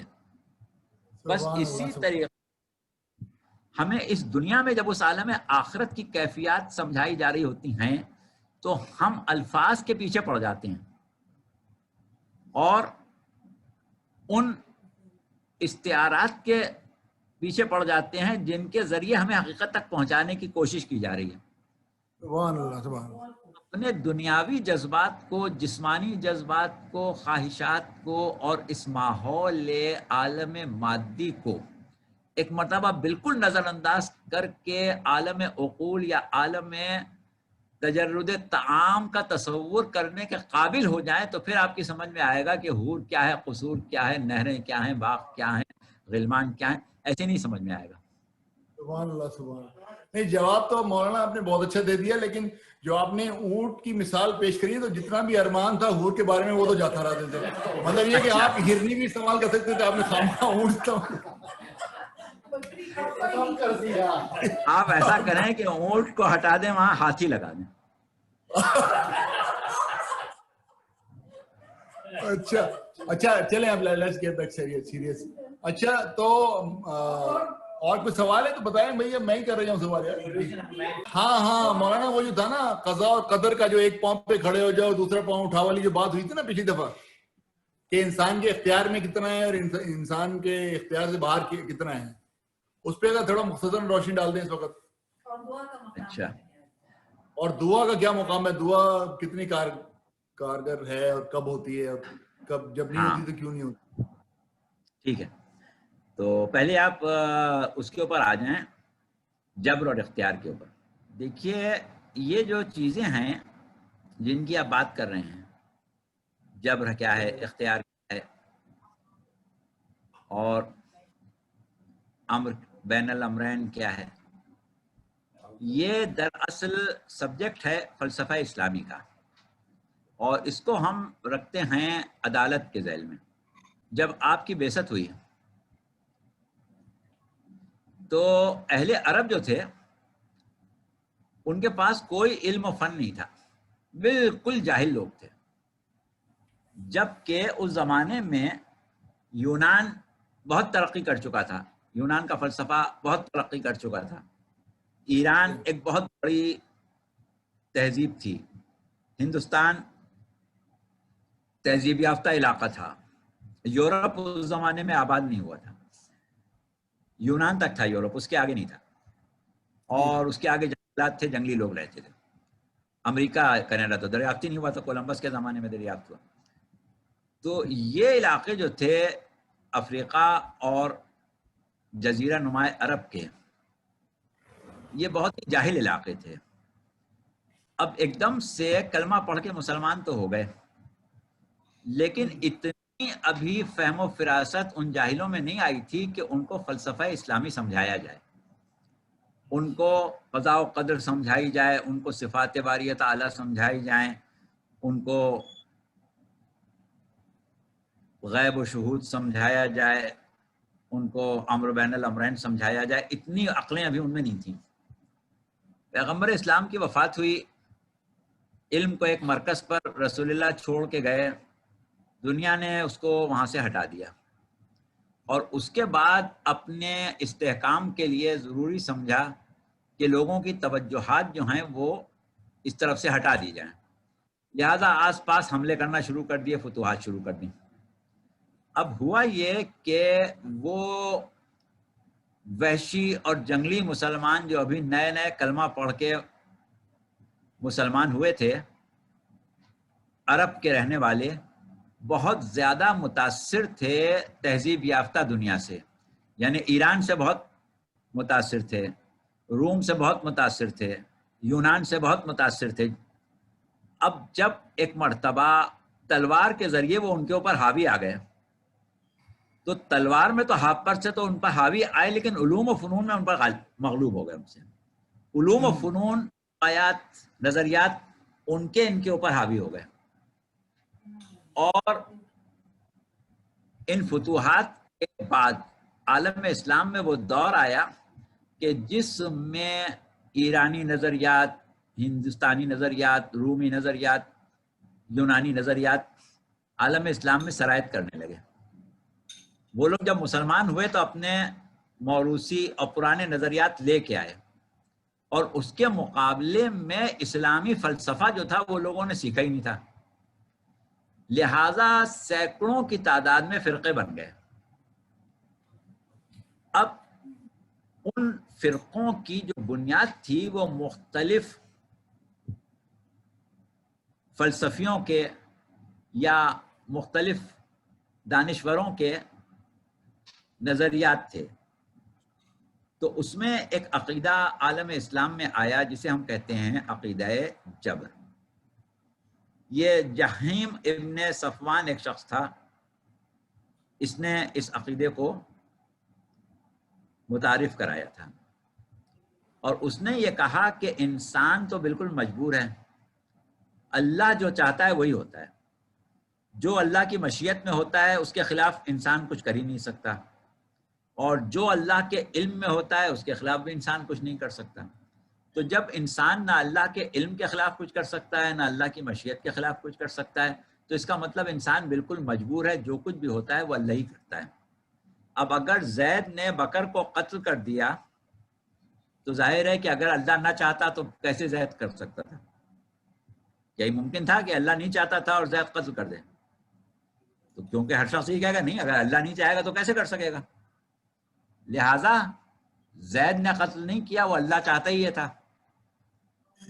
اگر زید نے شراب پی تو کہا گیا کہ بھائی اگر اللہ نہ چاہتا تو زید شراب پی سکتا تھا، اس کا مطلب اللہ چاہتا ہی یہ تھا. حد یہ کہ اگر ابلیس نے آدم کو سجدہ کرنے سے انکار کیا تو اگر اللہ نہ چاہتا تو کیسے ہو سکتا تھا؟ یہ اس کا مطلب دراصل اللہ خود ہی یہ چاہتا تھا. یہ نظریہ پیش کیا گیا. یہ نظریہ بادشاہوں کے لیے بڑے کام کا تھا، کیونکہ ان کو جتنے بھی ظلم کرنا تھے وہ سب ان کے اللہ کے کھاتے میں چلے گئے کہ بھئی اللہ نہ چاہتا تو یہ کیسے قتل کرتا، اللہ نہ چاہتا تو یہ کیسے اس کو دیوار میں چنتا، اللہ نہ چاہتا تو یہ کیسے اس کو گھوڑوں کے نیچے رونتا، اس کا مطلب اللہ ہی یہ چاہتا تھا. تو یہ تو ہو گیا بے خطا، سارے ظلم جو تھے وہ اللہ کے کھاتے میں چلے گئے. اس لیے یہ نظریہ مسلمانوں میں بادشاہوں نے بہت عام کیا، اور خاص طور سے بنو امیہ کے بادشاہوں نے تو اس کو دین کا جزو بنا دیا، جو آج بھی دین کا جزو ہے، کیونکہ آج بھی مسلمانوں میں بنو امیہ کے رائج کردہ قوانین بہت زیادہ عام ہیں. اچھا، اب جب بنو امیہ کا زوال آیا اور بنی عباس کی حکومت ہوئی، تو سب سے پہلے جو لوگ بنو عباس کے حکمران ہوئے وہ علماء دین تھے، ان کے مذہب کے. صفا بھی، منصور بھی، بعد میں مامون بھی بہت بڑا عالم دین تھا. اچھا، ان لوگوں کے پاس ایک الگ نظریہ تھا، اور وہ نظریہ کہاں سے آیا تھا؟ ایک شخص تھا واصل ابن عطا، یہ شاگرد تھا عبداللہ ہاشم کا. عبداللہ ہاشم محمد حنفیہ کے بیٹے تھے.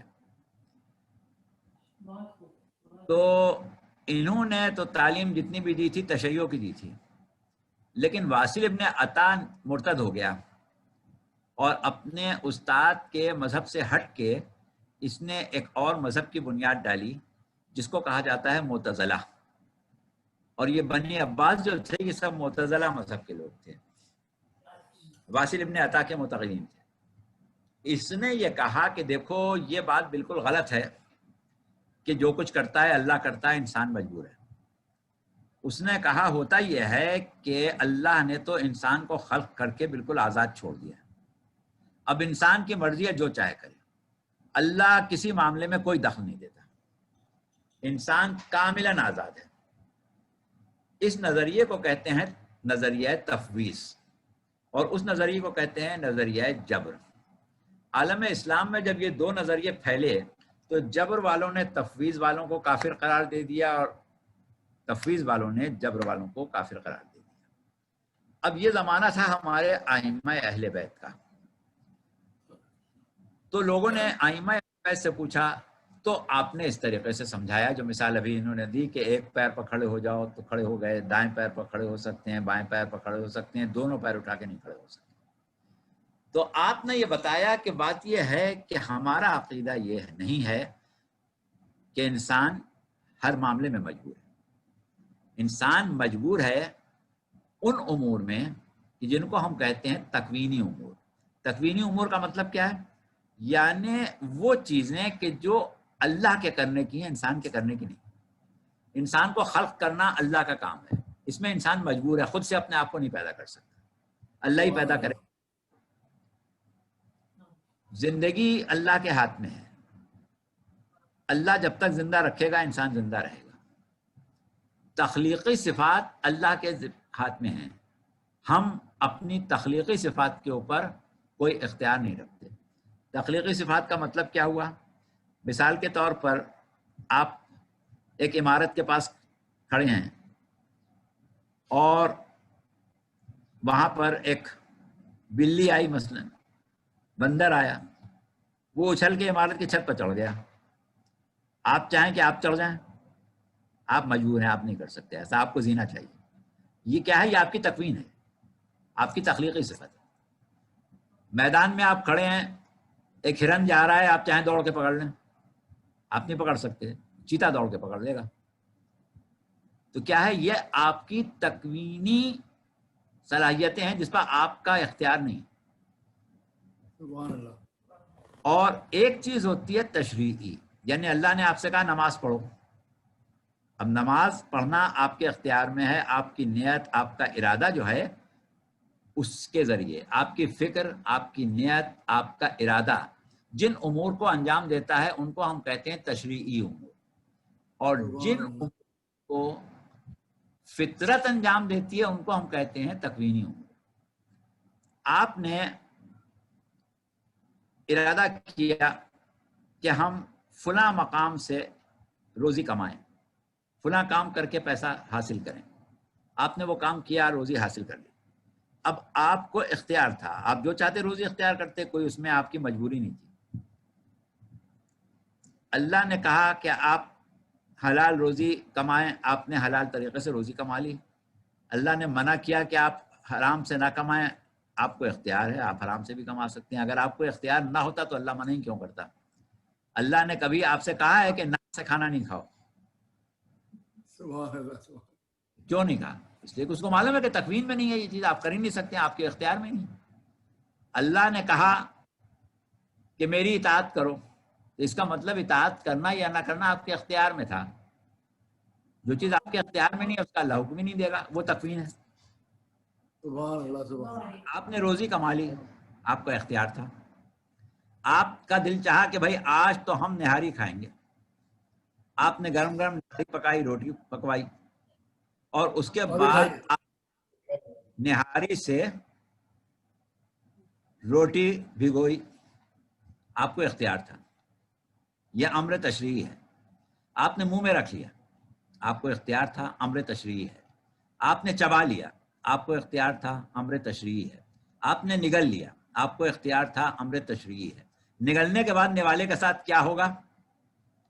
یہ امر تکوینی ہے. سبحان اب اللہ، آپ سبحان اللہ. واہ واہ واہ واہ، کیا کیا. تو ایک چیز ہے ہمارے نیت، اختیار اور ہمارے ارادے سے متعلق، اس کو ہم کہتے ہیں تشریعی. اور امور وہ ہیں کہ جن سے ہمارا ارادہ، ہماری نیت، ہماری خواہش، اس کا کوئی تعلق نہیں ہے. وہ جس طرح نظام کائنات چل رہا ہے ویسے چلے گا. تو اب ہمارا عقیدہ یہ ہے کہ امور تکوینی میں انسان مجبور ہے. امور تکوینی میں انسان مجبور ہے. ہم چاہیں کہ بجائے آنکھوں سے دیکھنے کے کانوں سے دیکھنا شروع کر دیں، ہم چاہیں کہ بجائے کانوں سے دیکھنے سننے کے آنکھوں سے سننا شروع کر دیں. یہ ہمارے اختیار میں نہیں، مجبور ہیں بالکل. جو اللہ نے کیا ہے وہی کرنا پڑے گا ہمیں. لیکن ہم چاہیں کہ نہاری کھائیں یا پائے کھائیں، اس میں ہم مجبور نہیں. تو یہ ہے امر بین الامرین، یعنی تکوین میں ہم مجبور ہیں، تشریع میں ہم آزاد ہیں. یہ تو ہوئی دو باتیں. اب اس کے بعد ایک چیز ہے، جیسے کہ فرمایا تھا مولا نے کہ عرفت ربی بفسق العزائم، رب کو پہچان لیا ارادوں کے ٹوٹنے سے. اب دیکھیے ہوتا یہ ہے، آپ یہاں بیٹھے ہیں اپنے شہر میں، یہاں سے آپ نے سوچا کہ چلو ہم نیو یارک چلے جائیں. اب نیو یارک جانے کے لیے آپ کو نیت کی حد تک اختیار ہے، ارادے کی حد تک اختیار ہے. حالات کیا خرچہ ہوتا ہے اگر آپ کے پاس ہیں یا نہیں ہیں، یہاں پر بھی اختیار ہو بھی سکتا ہے، نہیں بھی ہو سکتا ہے. اچھا، اس کے بعد آپ کے پاس اخراجات بھی تھے اور نیت بھی تھی، ارادہ بھی تھا. آپ پہنچ گئے ایئرپورٹ کے اوپر، ٹکٹ بھی آپ نے لے لیا، لاؤنج میں پہنچ گئے، بورڈنگ میں. ایک مرتبہ اعلان ہوا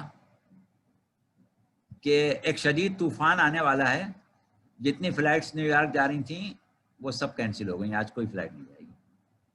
اب آپ واپس اپنے گھر آ گئے. یہ کیا ہوا کہ تین چیزیں ہیں جو کسی امر کے واقع ہونے میں استعمال ہوتی ہیں. ایک آپ کی نیت اور آپ کا ارادہ، ایک حالات کی سازگاری، اور ایک امر الہی کا مانع نہ ہونا. اب یہ جو آپ نیو یارک نہیں پہنچے، اس میں سب چیزیں تھیں، امر الہی مانع ہو گیا. ٹھیک ہے، تو قضاء و قدر والی بات جو آپ نے کی نا،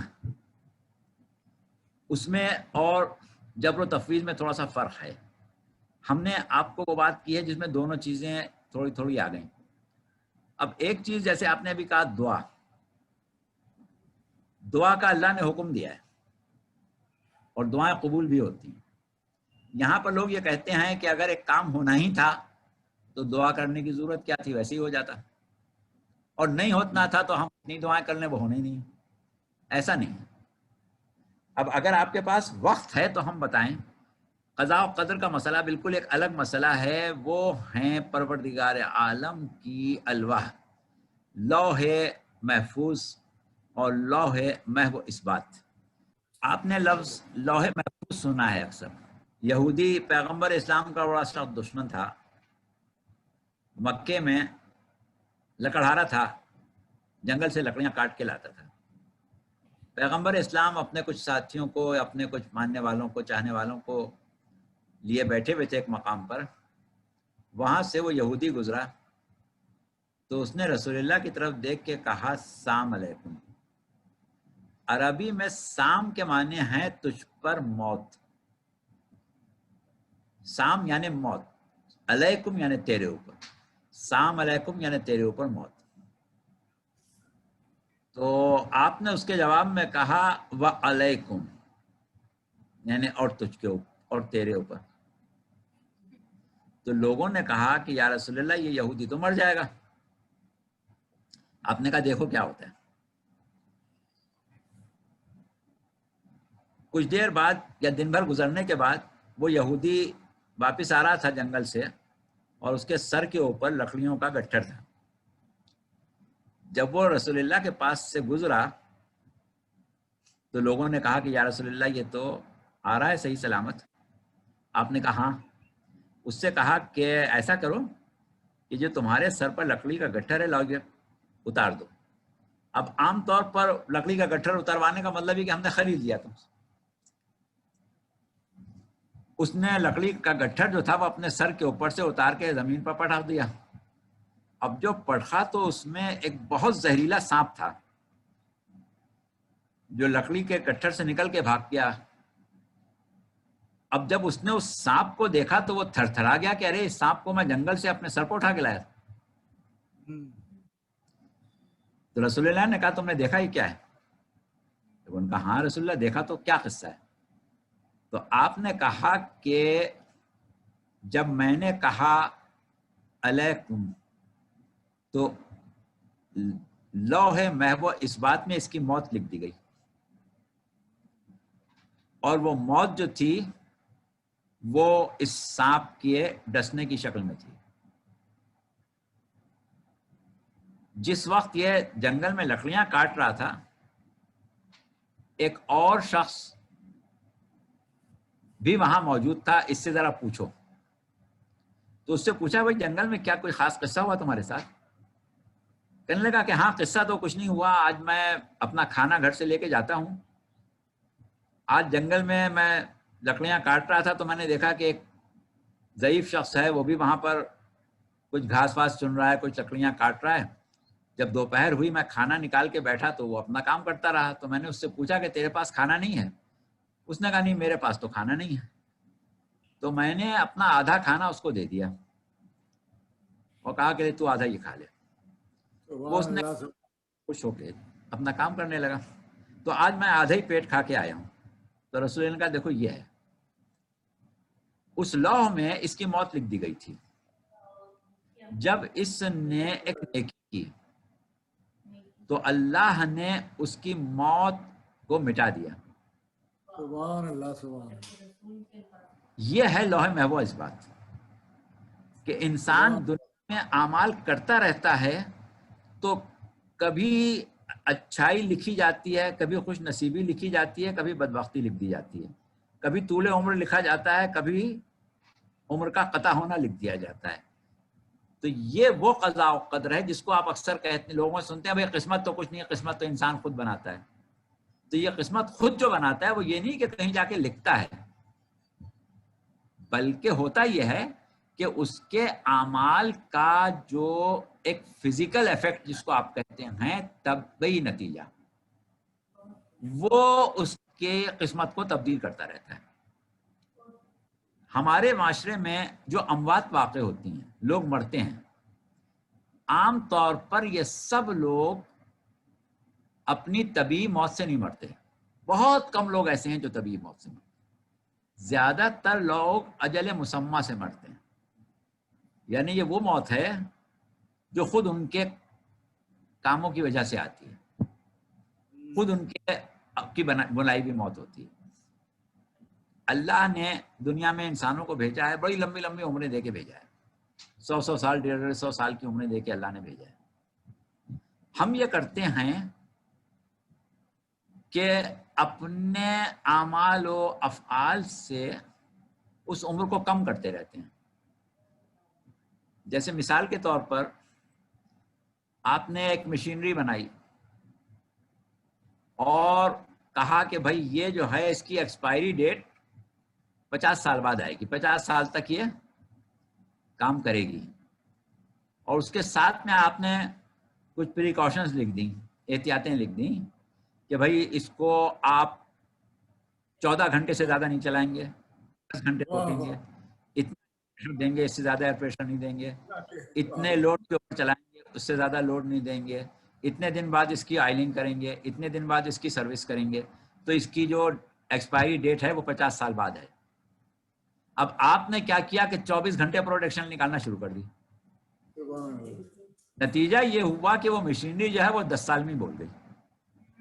اب آپ بنانے والے کو نہیں پکڑ سکتے، اس نے 50 سال کے لیے بنائی تھی، آپ نے اس کو 10 سال کا کر دیا. یہی ہم اپنے عمر کے ساتھ کرتے ہیں کہ اللہ نے کہا کہ بھائی بھوک سے کم کھاؤ گے، ہم نے بھوک سے دگنا کھا لیا. اللہ نے کرو گے، ہم نے نشہ کر لیا. اللہ نے کہا زیادہ سو گے نہیں، ہم زیادہ سونے لگے. اللہ نے کہا کہ یہ چیز اس طریقے سے کرو گے، ہم نے اس طریقے سے کیا نہیں. نتیجہ یہ ہوا کہ ہم نے اپنی عمر کم کر لی. ہوتا یہ ہے کہ ہم 70 سال کی عمر مر گئے، 80 سال کی عمر مر گئے، اس لیے مر گئے کہ ہمیں کوئی نہ کوئی ایسی بیماری، ایسے عارضے لاحق ہو گئے کہ اب ہمارے جسم کو روح جو ہے وہ استعمال نہیں کر سکتی، اس لیے اس نے چھوڑ دیا، اس نے ناقص کر لیا. تو یہ چیزیں جو ہیں یہ قضاء و قدر اور موت کی 2 قسمیں ہیں. اجل مسمى جسے ہم اجل موقوف بھی کہتے ہیں، اور ایک ہے اجل حتمی. اجل حتمی تک لوگ بہت کم جیتے ہیں. امام صادق علیہ السلام کا ایک قول ہے کہ جو ظاہری اور طبیعی خوشگوار صورتحال کی وجہ سے زیادہ عرصے زندہ رہتے ہیں، وہ بہت کم ہیں بنسبت ان لوگوں کے جو اپنے نیک اعمالوں کی وجہ سے، اپنے نیک اعمال کی وجہ سے زیادہ عرصے زندہ رہتے ہیں. اب آپ نے دیکھا ہوگا کہ آپ کا علاقہ جو ہے وہاں پر لوگوں کو الجھنیں کم ہیں، لوگوں کو زندگی کی سہولیات زیادہ ہیں، تو یہاں پر لوگ زیادہ سے زندہ رہتے ہیں. افریقہ میں، ایشیا کے پسماندہ ملکوں میں جلدی مر جاتے ہیں، وہاں کا جو اوسط عمر ہے وہ کم ہے، یہاں کی زیادہ ہے. یہ نہیں کہ اللہ نے یہاں زیادہ دے کے بھیجی، یہاں ہمارے پاس مواقع ہیں. ہمارے ہاں پاکستان میں شمالی علاقہ جات میں 125 سال کی عمر ہونا، 100 سال کی عمر ہونا، 120 سال کی عمر ہونا کوئی بڑی بات ہی نہیں ہے. لیکن ہم شہروں میں آ جائیں تو کوئی 90 سال بھی زندہ رہ جائے تو بہت بڑی بات. تو یہ چیز جو ہے یہ ہم خود پیدا کرتے ہیں، اور وہ جو ہم کہتے ہیں موت کا ایک دن مقرر ہے لیکن ہم وہاں تک پہنچتے ہی نہیں. ایک دوا آپ کے پاس آئی، اس میں اس نے لکھ دی کہ ایکسپائری ڈیٹ جو ہے وہ فلاں ہے، اس کے ساتھ پریکاشن لکھ دی. اب وہ دوا جو ہے وہ آپ ڈھکنا بھی کھلا چھوڑ دیا، دھوپ میں بھی رکھ دی، فریج کے بجائے باہر رکھ دی. یا خیر آپ کے ہاں تو اتنی سردی ہوتی ہے، فریج وریج سب برابر ہے، ہمارے یہاں ہم باہر رکھ دیں تو بڑی جلدی خراب ہو جائے گی. تو اس طریقے سے ایک شے وہ ہے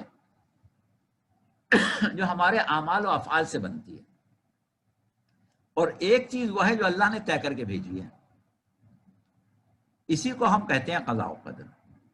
ایک مرتبہ امیر المومنین علیہ السلام ایک دیوار کے پاس بیٹھے تھے، وہ دیوار بہت پرانی بوسیدہ ہو گئی تھی اور ہوا سے ہل رہی تھی، کسی وقت میں بھی گر سکتی تھی. تو آپ اس دیوار کے نیچے سے اٹھ کے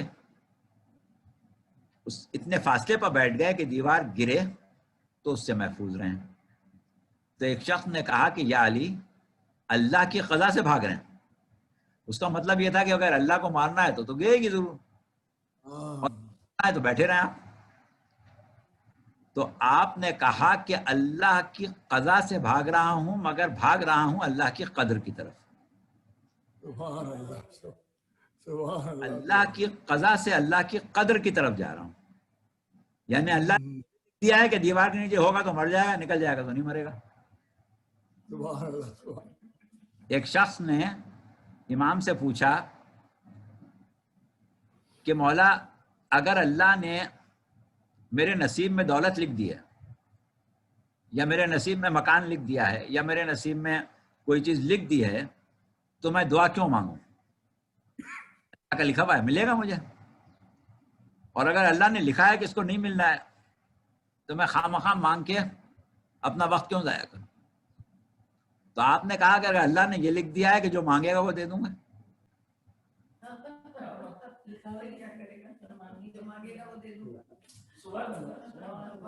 تو کہنے کا مقصد یہی ہے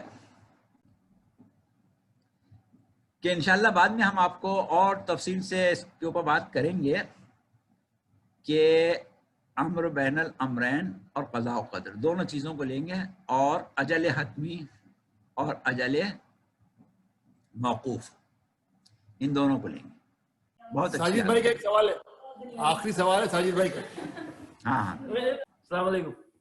وعلیکم السلام.